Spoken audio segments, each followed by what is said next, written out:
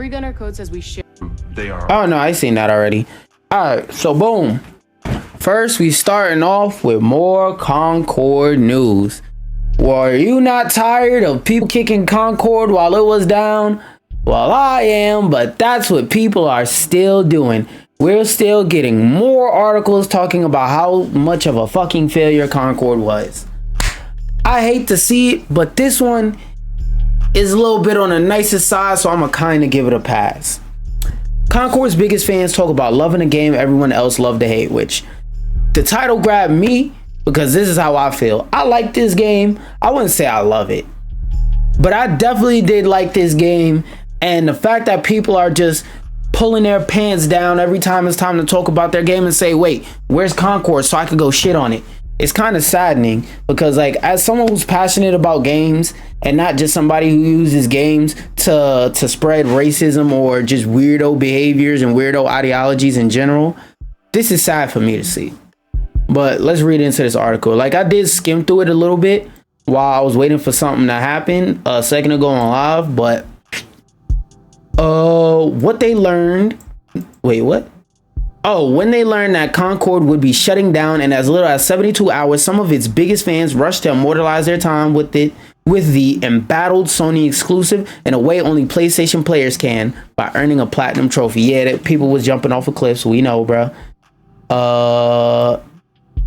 For some reason, it was already too late, with no mathematical way for them to attain all the necessary trophies in the time left, even operating at a monstrous peak efficiency with no sleep. For everyone else, there were private lobbies where they could load up the game's rivalry modes, select the smallest map, and suicide off the edge at the beginning of every round in order to complete matches every few minutes and to level up about once every hour. Okay, here we go. It's finally done. The worst pain I ever induced. From the tip of my toes to a bitchin' migraine. 60 hours of no sleep and constant pain and torture and misery finally over, with 12 hours left and a reward feels so satisfying. Okay, that was a pointless tweet. All right. This one I saw was a little bit better. This game was doomed to failure. Yes, I agree. Oh shit, I accidentally opened it in another tab. Fuck it. We're just gonna look at it in another tab. But yeah, this game was doomed to failure, unfortunately. Sony is more interested? Oh, probably more. Sony is more interested in a business model more than the game, and the timing on it couldn't have been worse. That's another thing I said about Concord. I can't remember which video it was because I've done like 4 or 5 videos talking about Concord. But one thing I'm gonna keep saying is Concord was dropped at a terrible time. Why would you drop Concord next to Space Marines? Hold on. Let's see what games came out this month. Damn, what month is it? SEPTEM. September 2024 games. Oh wait, no. New. Let's see what comes out this month. Oh. Maybe I should put games. All right. So they dropped Concord alongside games such as the fuck? That wasn't this year. Oh, it's probably a September section. Where is it? Control F, SEP. And it goes back to the top of the page. All right. January. Okay. Biggest games of September 2024. They released Concord next to The Casting of Frank Stone, which, for those of y'all who don't know, The Casting of Frank Stone is made by the same people who made Dead by Daylight. Dead by Daylight has a pretty big fan base. Them niggas was not getting off of The Casting of Frank Stone or Dead by Daylight, which still gets updates to this day. So go play that. Harry Potter Quidditch Champions, even though I feel like this game released at a bad time too, at least they have Harry Potter. You can get through releasing at a time like this with a name like Harry. My dumbass didn't even notice this on the side. At least you can get by just being Harry Potter. Astrobot, that was a dark horse, but a lot more people knew what Astrobot was because of the Astros Playroom that, by the way, I gotta finish today because my Astrobot copy comes in the mail tomorrow. that people know what Astrobot is, and people are looking forward to that game because of the pack-in game with the PS5. So people know about Astrobot. Astrobot was advertised. Astrobot has a name. You drop next to Warhammer 40K, Space Marines 2. Even if this game didn't get a crazy media blitz and get pushed by the media because gameplay looked fire, Warhammer 40K fans are very dedicated, and that game has a very, very, very strong fan base. And this sequel, I don't want to say 10 years in the making, but the last game came out a long time ago. It came out on Xbox 360. So it's been a while. People was looking forward to that. Even though I'm not into it, the Plucky Squire. People are looking forward to the Plucky Squire. Inertia. Y'all saw I played the demo. The demo was absolutely horrible. It was terrible in my opinion. But that game, I can at least say I've seen advertisements for that game. I've seen that game pop back up.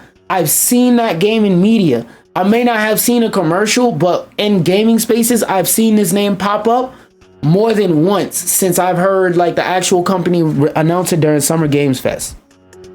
God of War Ragnarok's PC port, one of the biggest PlayStation games to have come out this year, last year, whenever it came out. Frostpunk, I may not like it, but I've seen advertisements for Frostpunk. People know what that is. Not sure if it's gonna survive, but still, you're releasing next to Epic Mickey. You're releasing next to The Legend of Zelda Echoes of Wisdom. This game never had a chance being released in September. I don't know why Sony set this game up to fail like this, releasing it in September. But back to the point. Oh, the rest of the tweet. And the timing couldn't have been worse. It's a real shame since it was clearly well made. RIP. Don't tell that to the people who just listen to fucking. Don't tell that to the people who just listen to thumbnails all damn day. Never touched the game a day in their life. You ask them, yo, how many hours you got on Concord? Like they argue all this stuff. Oh, the character designs look bad. It just looks like Overwatch. How many hours you got on Concord? It just looked like, oh, I'd ask you what it looked like. What it play like? You said it plays like Overwatch. Did you play the game? Have you ever played Overwatch? Are you just listening to people who heard hero shooter and said, oh, it's another Overwatch? Because if you actually played the game, you would know it plays nothing like Overwatch. It plays so differently from Overwatch. I could arguably say it's not a hero shooter. It's a team shooter with abilities. So, going back to this, fans geeked out about Skybox's ship designs and world building, which was another thing. They promised that there was going to be a cutscene every 2 weeks to a week, something like that. That was a pretty good thing. Everything in game was. Yo, look, the light and stuff on there. Let's go cut that off. Wait, was I muted this whole time? There's no fucking way. Concord, Schmoncord. Where the power update at? I'm gonna be back in 1 second. I gotta cut a light. I'll be back.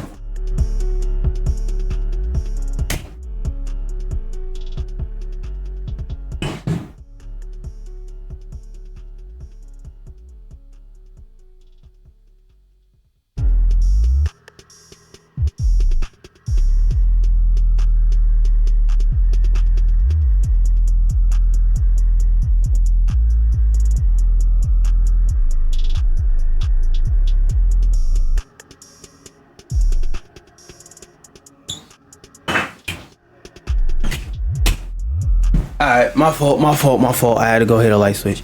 Now we can hear you. Alright, cool. But like I was saying, Concord, I'm not gonna get off this horse. Concord did not die, it was killed. Concord did not die, it was killed. I'm tired of getting mad about this game, bro. Cause every time this topic comes up, I get mad. Cause this game did not fucking die. I don't even want to watch this, bro. Cause like it's so sad. This game had a promise of all these good things, all these good fucking things that we ain't never gonna get. The power update, I got something about that. That's all the way over here. But y'all remember this game? Wait, hold up. Let Let me get a better picture. Yeah, you remember this game from a while ago? One of the what was it? iPhone 4? Hold up, Flappy Bird. Cause, well, it doesn't matter. Whatever year this game came out, if you had a iPhone with Flappy Bird downloaded, an iPhone that costs, let's say $500, you was selling that bitch for $300, bro. Flappy Bird is back on a game store, and I can't wait to see all the memes. You know what I really want to know? I wonder if they're doing any updates. Let me see. Oh, there's a commercial here. Sweet. Don't even have to read the article. I'm gonna just watch this. In a universe far, far away. You think big studios are doing Flappy Bird. Why is it so hard? Downloaded more than 50 million times. It is the number. See, the thing about that is nah, because like games have more moving parts than a movie, so I don't really know. It's possible they could be doing that, but the thing about a movie is once you put a movie out, that's kind of it, right? Like once you put a movie out, I could bootleg a movie and get the same experience as if I go to the theater and pay, right? But with the game, especially a live service game, like in this instance, Concord, with the game, there's a lot more moving parts and you can make more money long term from it. You get what I'm saying? So like Concord, even though like it was just a $40 buy-in and then everything else was free, that game could still cost even, let's say, $20 now and 5 years from now. So they could still keep continuously making money off of that. Versus a movie, it's way easier to bootleg a movie than a live service game. So nah, it's actually more beneficial for them to try and turn the game around. But after a certain point, it's kind of hard to turn it around. With Concord, I'm not gonna lie, the only way they could save Concord is if they tuck it in the vault for 2 years and then come back out. The only way Concord could ever make it is if they take long enough so that everybody forgets what happened. Because if they bring Concord back March 2025, if they bring it back at all next year 2025, I'm calling DOA. Like K-Flock, I'm calling DOA, man. One app in over 100 countries. It's a global sensation. And people going crazy by the addictive nature of the game until suddenly it was game over. Bro, you know what's crazy? The original creator took this off the App Store because it was too addicting. I wonder, because I heard that like what happened is some fans brought the game. Let me tell Grocky Boy to summarize this while I watch this goddamn video and I yap a bit. But I heard that like some fans brought the IP and basically re-put it back up. So if you had it in your account, you could re-download it. And needs No Man's Sky treatment. Nah, cause No Man's Sky, that's a whole different situation. Cause No Man's Sky, the game released and nobody was working on it. It was basically one dude in his basement making a passion project, and No Man's Sky stayed available and he kept working on it. Also, No Man's Sky flopped when it came out because the game sucked. That game died out and got revived. Concord was killed. I'm not going to stop saying it. Concord did not die, it was killed. Not only by people saying nobody was playing it, it was also killed by like just the fact that Sony never advertised it. I think that's the biggest sin of it. Sony never advertised it. I don't know nobody that's seen a Concord commercial unless they watch Summer Games Fest. And the fact that I can tell you that anybody who's seen a Concord commercial, the fact that I can tell you exactly when they seen it, it's kind of troubling. It's kind of troubling. The mobile game Flappy Bird has been taken off the Apple App Store. Yo, this is bringing back so many Vine memories right here. You can't play Flappy Bird anymore. Rest in peace. You know what's crazy? This game is probably like 4 lines of code, bruh. Tap, jump. If no tap, don't jump, fall. And then like a gravity engine could be like 1 line of code. Oh shit, yup, there we go. Yup. So I was right. Give me my fucking flowers. I called it. It wasn't no damn fans that brought that pack. It was people that want some money because if you notice, there's coins right here and diamonds right here. Now, I don't know if any of y'all watching like on the YouTube version, I don't know if any of y'all actually like played Flappy Bird when it first came out, but this was way before microtransactions in mobile games were being highly predatory was a standard. That didn't exist back then. Back then, at most, you would pay 99 cents on a crazy occasion, like a Mario run or something like that. And that was Nintendo, so even $10 was pushing it. But because of Nintendo and Mario Run, at least on release when I played it, was mostly a full game, they could get away with that. 5 max for a premium AAA. If you made a Genshin Impact level game in 2010 and put it on the mobile game store instead of making it free and gigging money through microtransactions, the game would have been $5. People would have paid that $5 and then played the brakes off of the game. So this is back when Flappy Bird came out.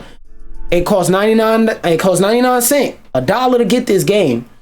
The game is probably gonna come back. It's gonna be free, and you're gonna have to buy in-game currency for your skins, and they're probably gonna make a fuck ton of money because this game was delisted for years. And I don't know if I did mention it earlier. Like I said, people were paying thousands and thousands of dollars to buy iPhones with Flappy Bird on it before it got deleted, because this game, when it was delisted from the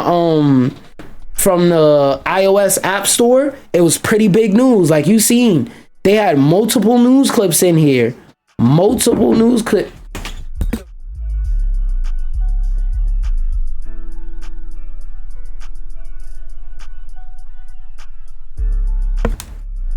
What was I saying? Oh, damn, I forgot what I was saying. Nigga threw me off track. Whatever. Y'all get what I was, oh, that's what I was saying.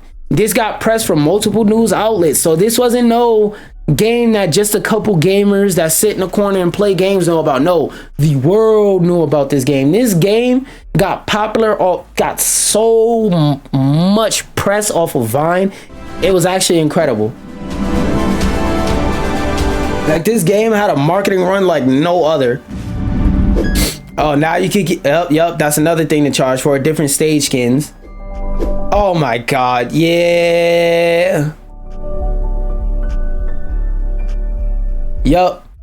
Okay, so let me see if any of these bullet points are worth talking about. Return announcement, rights acquisition, the Flappy Bird Foundation, a group of fans has acquired, yeah, right, nigga. New future, the revival will include new game mode. What the hell game modes are you gonna add? Instead of Flappy Bird, we got Jumpy Bird. Like, what the fuck are you adding?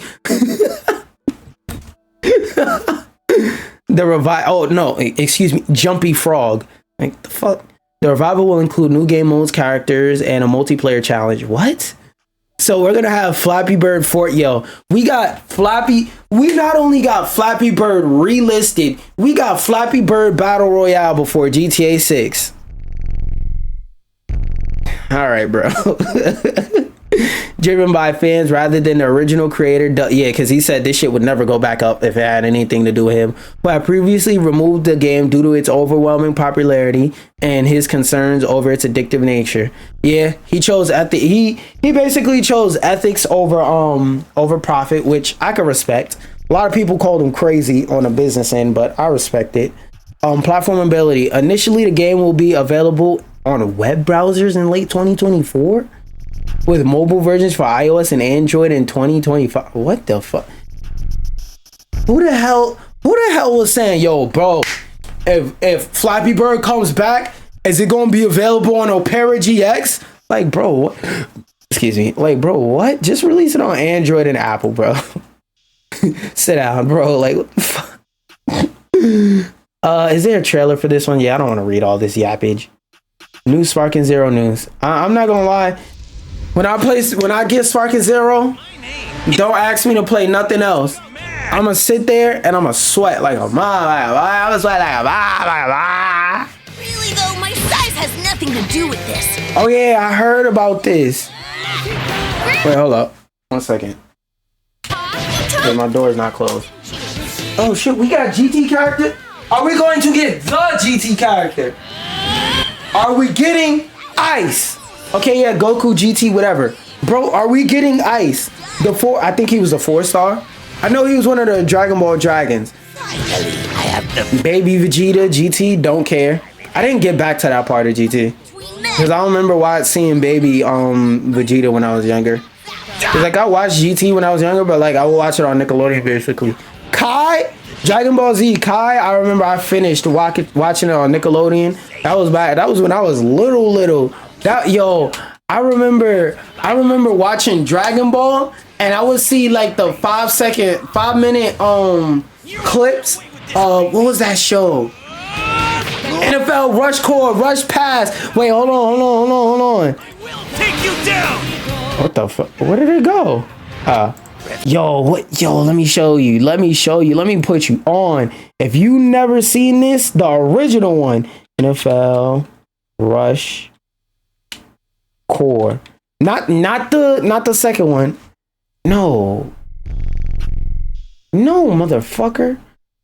Oh. I thought I pressed U. So Rush Core. Ishmael. What was the name of that fucking TV show?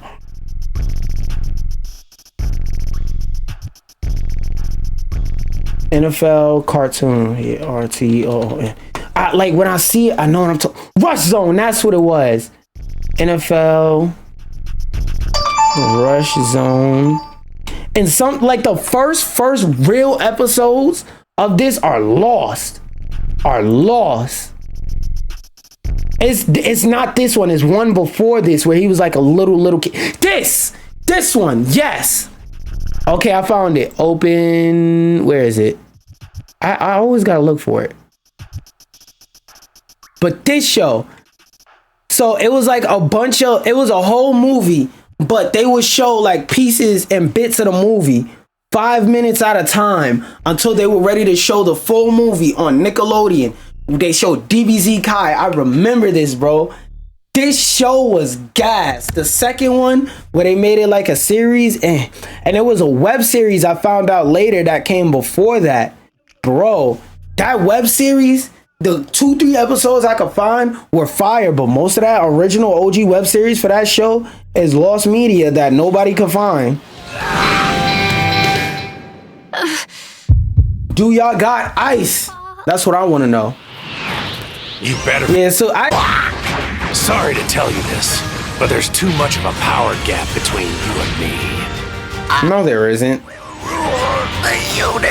Aren't y'all on the same level scaling? Okay, that's fire. Great Ape. And you know what's crazy? I heard that like competitively speaking, Great Ape is like they're actually a mid tier because I would expect them to be trash because you know a big box. Yeah, I don't care about nothing else. This one I want. Wait, was that not Ice? Oh no, never mind. Wrong person. I got hyped for the wrong person. Yeah, that's a Shinron. Because Ice has a similar color scheme. I remember his name was spelled like EIS or something like that.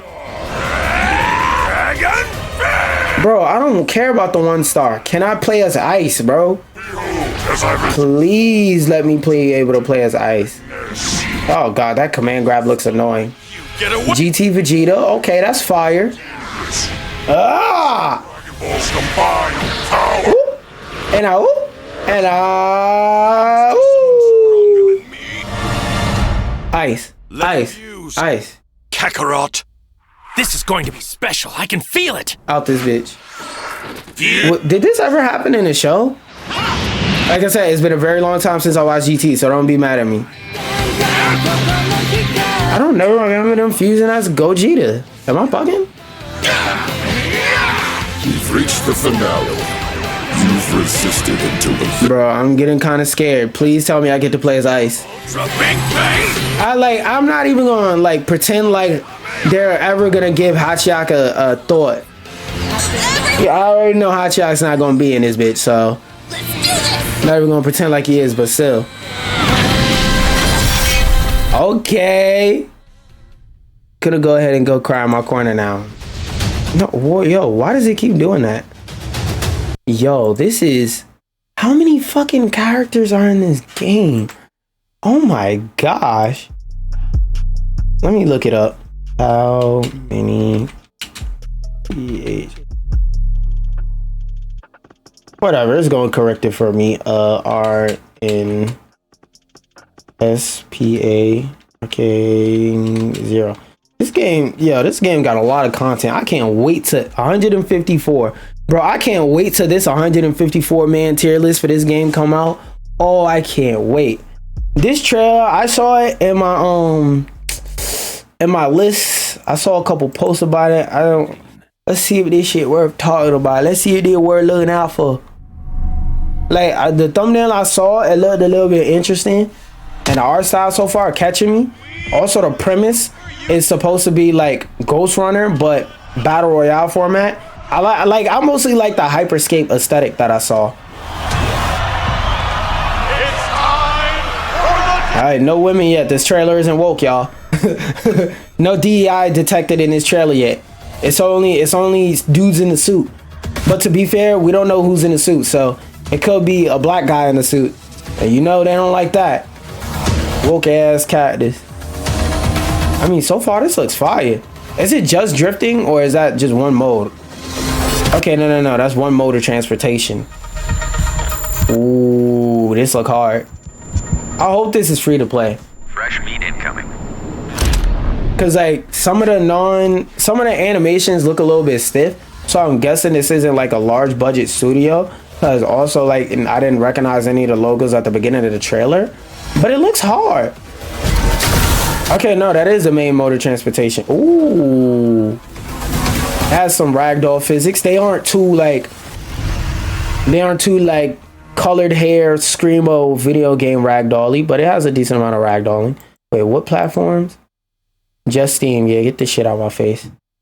I know how I feel about Steam. Fuck that platform. Power World's big side project needs to strike the iron while it's hot. All right. Oh, I thought this one had some of the bullet points. It's not that long. I'll read it manually. I'll read it manually with my own two eyes. Once Power World managed to get past accusations of being a Pokemon ripoff, Power World has managed to make a unique name for itself. Although Power World is still in early access, the game has been a popular fixture on streaming platforms like Twitch and I don't know about that. I don't know about that one. It's pretty popular, don't get me wrong, but popular fixture on Twitch? I don't know about that one. And continues to harbor a strong following. That I do agree with. Despite a passionate player base, Power Wars numbers have dwindled since it first launched in January, which is reasonable. It hasn't had like a Nick All-Stars type fall off or not Concord. What's the other game that released in February? Oh, it hasn't had like a Suicide Squad type fall off or nothing like that. So they still got something. Have dwindled since it first launched in January. Although this is common for many games, Power World may be running out of time to build some real longevity, which I do agree with because it's been a while since I played Power World because I kind of did everything. Besides like play some bros in arenas, I did everything there is to do in Power World. I catched every monster I wanted to catch. I've done everything I wanted to do. I don't care about breeding and all that other nerdy shit. So it's like, hey, I built 3, 4, 5 bases or something like that. Like everything I wanted to do in that game, I did. A recent deal made with Sony is a promising sign of things to come, but Pocket Pair will want to deliver these plans sooner rather than later, which I agree with. I will say though, if what they come out with is crazy, if they're sitting there stewing up the pot with a big ass spoon and we gotta wait 6 months for an update, but that update got a whole bunch of content in it. For example, they got a whole bunch of new furniture, a couple new pals, a new weapon or two, maybe another 2-3 tiers on the level cap. That's what I ask. Every update, give this game an update once every year, once every you know what? The fact that I need my knee means I need to sit down. Give this game an update once every 6 months to a year. Add a higher, raise the level cap. Add a couple new weapons, add like 1 or 2 new pals. You don't, cause like I don't want to beg for like 6 or 10 pals every update. Every update, add like two more pals, add more voice acting and story to the game, like more interactive bits of the story, like where you can talk to people and you actually hear voices or something like that. Like, just flesh out the game more. Feed us when you give this game an update. But if it takes 6 months to let that cook, if it takes a year to let that cook each time, I'm okay with that. As long as when you cook, we get something from it. Because like they said, when it comes to the general public's opinion, their opinion is very, very fleeting. It is very, very fleeting. Everybody's playing one thing today, and then a week from now, they just go back to their default games, whether that be their Call of Duty, that shit butt microtransaction simulator that covers itself up and pretends to be a basketball game, 2K, whatever it is, Shitter Watch, they go back to their game. So I agree. Branching out past video game, what the fuck? Back in July, it was announced that Power World and Sony would be entering a deal to help expand the game into a broader franchise. Oh yeah, I heard they announced they want to do an anime or something like that for Power World. That could work, but it gotta be fucking amazing. It gotta blow me out of the water and give context to everything that's going on in the game, and it gotta be pretty solid, and it has to adhere to the lore that's already in the game. Because for those of you who haven't played Power World as much as me, or like cried as I couldn't find and watched every one of the 2 lore dives I could find about Power World, but there is some pretty deep lore in Power World. It's just that because they're focusing more on the gameplay and the game is technically in early access, there's not a lot of lore when it comes to talking to other characters and those other characters having meaning, purpose, story, name, and reason for being where they are and why they are where they're at, you know? So there's a lot of lore in Power World, and they gotta stick to that. They can't just conjure up lore out of nowhere because there's already lore in the game.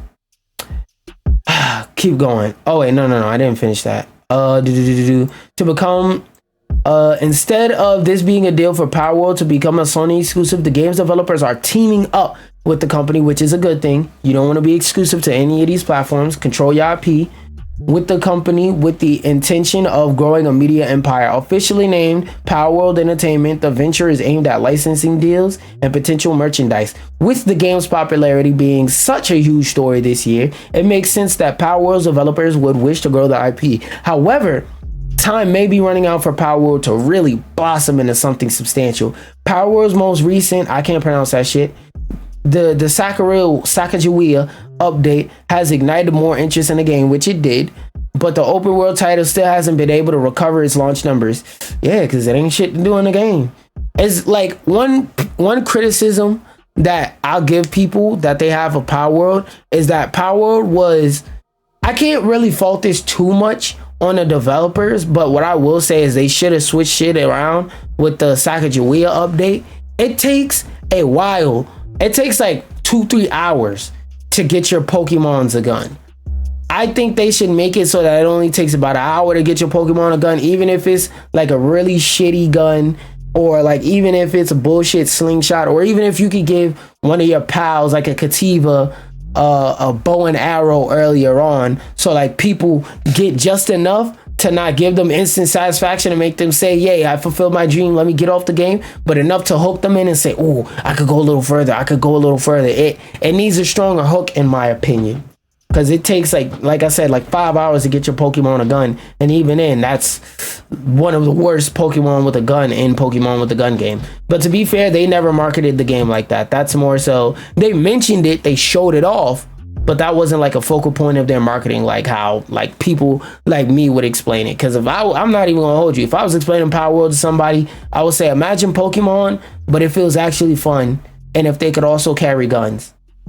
It makes sense that Power World's developers would wish to grow the IP. However, time may be running. Oh wait, I read that part already. I'm dumb as hell. Power World's recent if Power World wants to avoid burning bright just to quickly fade away, they need to bring something concrete to audiences. At the moment, there is no release date for their next big update, which is true. Whatever the next update happens to be, this will blah blah blah blah blah. Power World's broader plans can prove to be too ambitious. How so? The goals of Pocket Pair are lofty, but it will be exciting if they happen to work out. However, the developer could be trying to bite off more than they can actually chew. Power World isn't even out of early access. Oh, that's a fair point. That's a fair point. They cooked with this one. They might be too ambitious because you niggas got popular off of a game that wasn't finished, that is still unfinished, and y'all talking about let's make a media empire. You can't build a house without a foundation, my nigga, and the foundation of the house, that bitch is trembling. That bitch is trembling. I agree. If the developers are trying to chase the high of its launch numbers, then something like plush toys or shirts arriving sooner rather than later is the best way to do so. That's something good for people in the fan base, but for people outside of the fan base, they're not gonna hop on Power World because there's now shirts available for purchase. Like, no, nigga, that's not how that works. Doesn't exactly help. Oh, if the development is trying to chase the high of its launch numbers, also the Power World Entertainment venture doesn't exactly help Power World's comparisons to Pokemon. Only time will tell if they're able to stick the landing, but it could prove to be a risky move. I do agree. They should put having the series out, having a Power World series and developing a Power World series. They should put that on a back burner until they finish the fucking story in the game, at least. Even if the game isn't finished and they make it live service and they continuously update it before they like qualify it and call it a finished game. Make sure y'all finish the lore. Make sure y'all finish the lore. Make sure y'all finish the lore. Because I'm not gonna hold you. If Power World had the fully released game tag on it, could I recommend it as is to somebody now? If they're within the niche, then yeah, but that's like trying to tell choir members to come to church, you know? A year later, Unity cancels controversial runtime fees completely. Now, before I say what I'm thinking, let's go ahead and throw this bitch into Grocky Boy. CV space Windows V to pull up your copy paste history.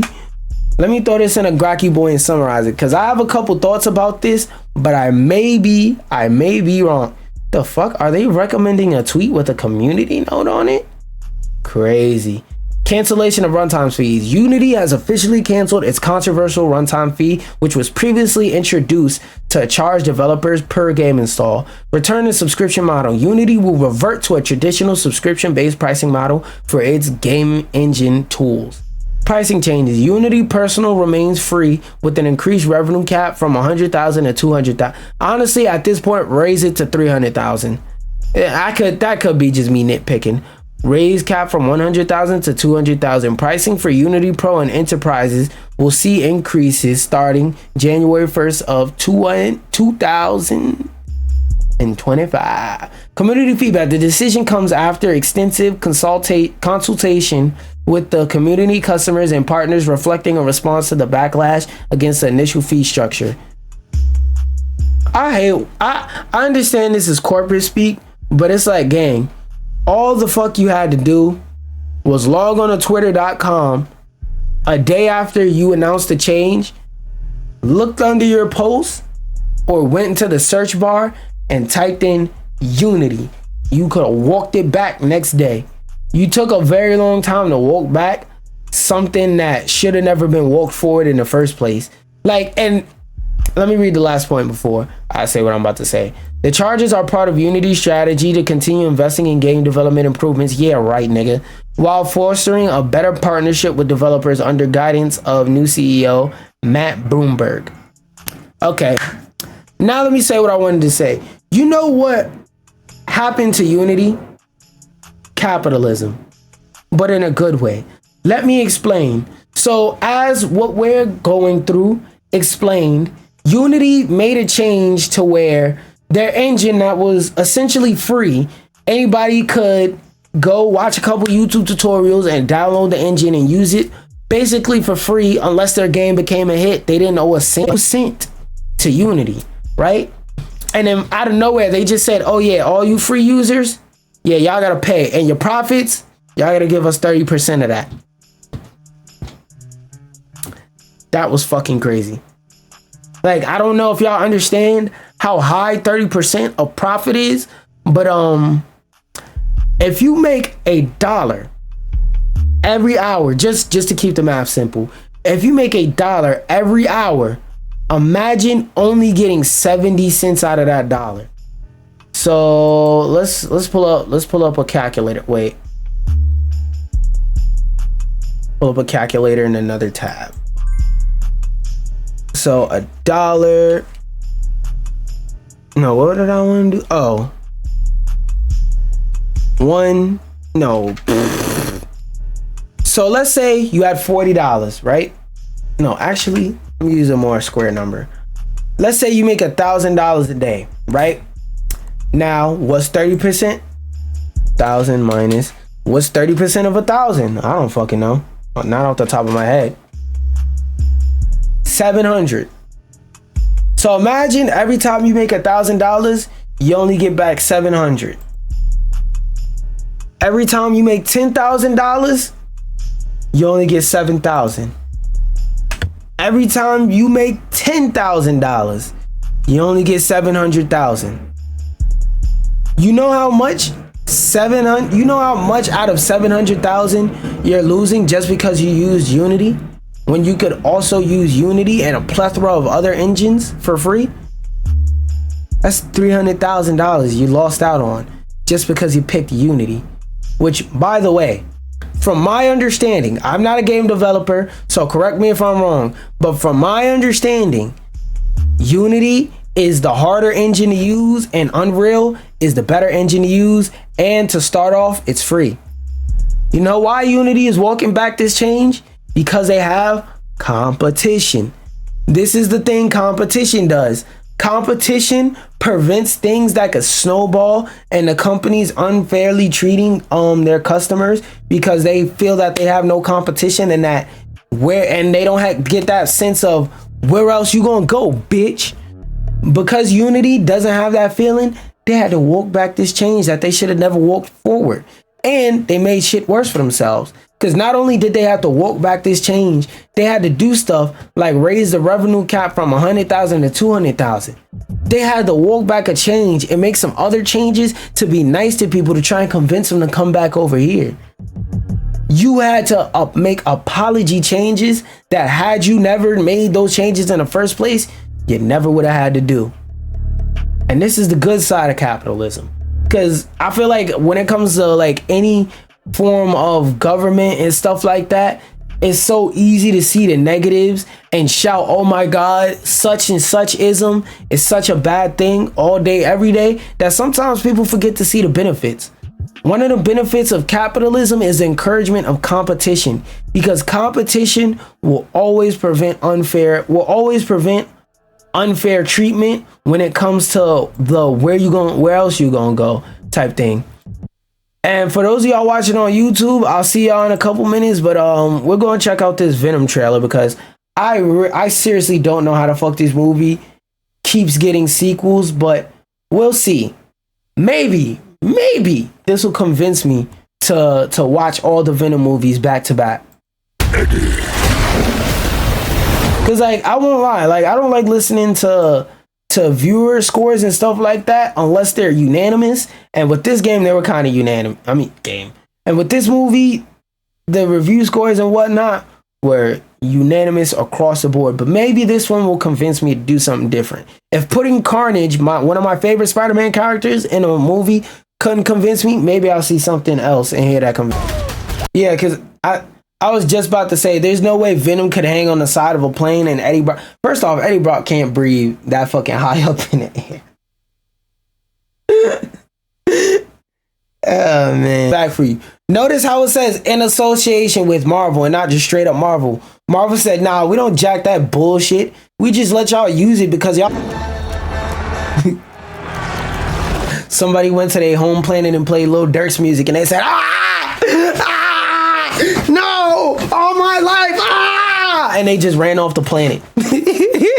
About this, but this scene right here indicates to me that the climax of the movie is probably gonna happen with Eddie being the only person that got taken over by a symbiote, which is freaking wild because one of the symbiote's main things is taking over her host bodies. Like, even if you look at what the word symbiote is in reference to, there's no way symbiotes are coming to Earth, and at the climax of the movie, none of them have tried to take over anybody's body, bro. I hope I'm so wrong about this and that this movie gets 10 out of the hell. This man just made a symbiote horse. Oh shit, he gave birth. He put his kids. Venom literally put his kids all over the horse. Oh shit. Freaky ass Venom, he has 69 God. Freaky ass Venom, he has 69 God. Hey, run for your life. Hey, run for your life. Not gonna lie, shit looks like a potential 6 out of 10 that in 10 years everybody's gonna write video essays and call it great. I just don't care. I just can't force myself to care on that one, man. This one I want to throw in Grocky Boy and see if there's anything interesting about it though.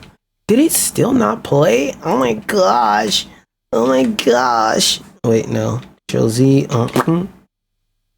Yeah, The Verge is the latest one. Fuck is you talking about? All right, AI image editing versus Photoshop. AI image editing tools like those integrated into Grok on X are not just faster versions of Photoshop, but represent a significant shift in how we interact with and trust photographic content due to their ability to generate highly realistic images from simple simple text prompts. You know there's a reason why I mentioned Grok instead of something like, I don't know, Tensor, Copilot, Gemini. Let me take a wild guess as to why. Unlike other AI image generators, Grok has very few restrictions. Oh, this article is about Grok. All right, I'll take back my accusation. My bad, gang. Bad faith accusation. Unlike other AI image generations, Grok has very few restrictions, allowing for the creation of controversial or misleading images involving public figures, that's every AI image joint. Debate over the rise of AI image editing has reignited debate over the I thought this was the fucking instrumental. God damn it. The rise of AI image editing has reignited the debate over the authenticity of images, with AI tools like Grok testing the boundaries of how easily and convincingly images can be manipulated and disseminated without adequate oversight. Potential for misuse. The unrestricted nature of some AI image tools can lead to the production of deepfakes and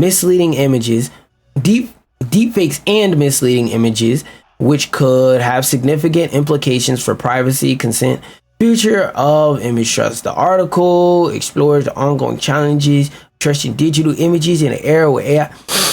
Yeah, so this is a nothing burger ass article because everything they're talking about, same fucking thing in Photoshop. In Photoshop, you could make a realistic photo of, I don't know, where you switch somebody's foot in their hand. So this feature, the idea of this feature. Hold on, let me drink some water. And like I said, y'all. I'm gonna say it every video while I got some candy up here. This is the sound of your lungs.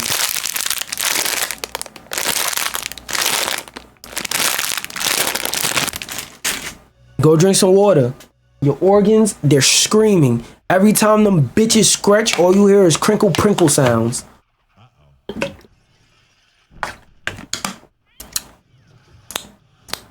We encourage healthy lifestyles and healthy living over here. Drink you some water, boy.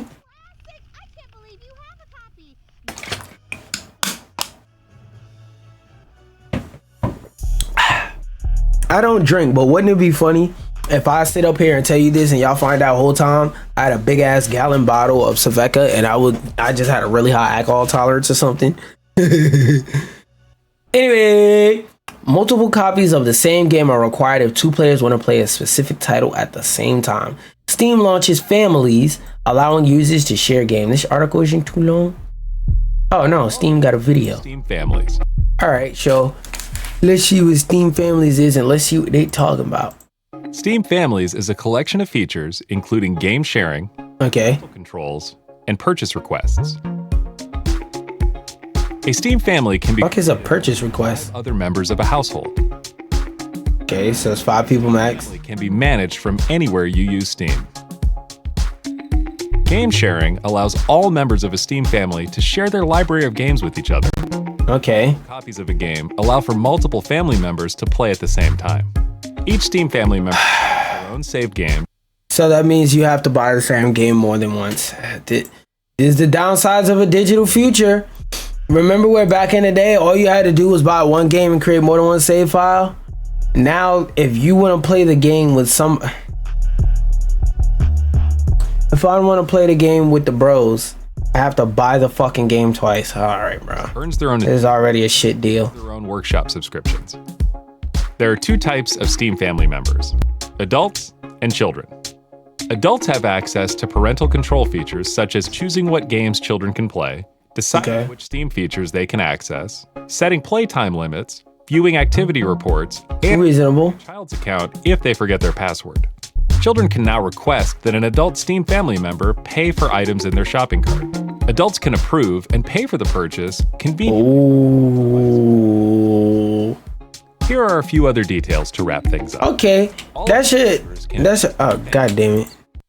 That's a good idea because that makes it so that like little Timmy and Jimmy can't just buy a bunch of shit and you shrug your shoulders and say, "Now I want to sue Steam." It's like, no, you can't sue us. We put the tools in place. We gave you a hammer to hammer the nail in, but you decided to use your forehead. Don't come to us saying pay the hospital bill because your dumbass broke your forehead trying to hammer in the nail with your faceplate. Here are a few other details to wrap things up. All adult members can invite new family members, remove other family members, leave a family. You, that's crazy. Imagine you get kicked off the family the family Steam game share. Children do not have any of these privileges. Duh, nigga. You can even play shared games offline as long as that game supports family sharing. So certain games don't support it. That feature will eventually be retired, so you should set up a Steam family. Steam will recommend inviting accounts you were previously sharing with, and any child accounts will have existing family view settings applied. You can find more details on the Steam Family support page. As always, let us know what you think, and thanks for watching. Okay, I feel like that's a good feature. I mean, I like Steam, but that's a good ass idea to implement. Cause there are a lot, I'm gonna get to these motherfuckers in a second. Cause there are a lot more adults that are gamers that are having kids that are gamers, so there's a lot more people privy to like gaming and gaming stuff like that. So it's good that they're creating and putting these tools in place so that parents can interact with their child's gaming and whatnot and be able to control it. That's a good thing. Also, from a legal cover your ass standpoint, great idea, man. Great idea. I may not like Steam, but I respect this one. This is a big W, boss man. All right, so now while this sums that up, let me go ahead and cue the music up. Y'all ready for another day of me shitting on GameStop? I really have no idea how the fuck GameStop is open. So I went to go buy